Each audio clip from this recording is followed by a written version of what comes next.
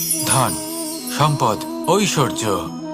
মানুষ হয় নিজের সৌভাগ্যের দ্বারা এগুলো লাভ করে থাকেন বা কর্মের দ্বারা। সৌভাগ্য আসলে কি? গ্রহের দশা, যা প্রত্যেক মুহূর্তে বদলাতে থাকে। কর্মের মাধ্যমে যখন আপনি ধন অর্জন করেন, তখন সেই ধন আপনার আগামী প্রজন্ম লাভ করে। সেটা হয় সে ভোগ করে বা তার জন্য তার ভোগান্তি হয়। আর এটা নির্ভর করছে আপনার কর্মের ওপরে। কি কর্ম করেছেন আপনি সেই ধনকে লাভ করার জন্য।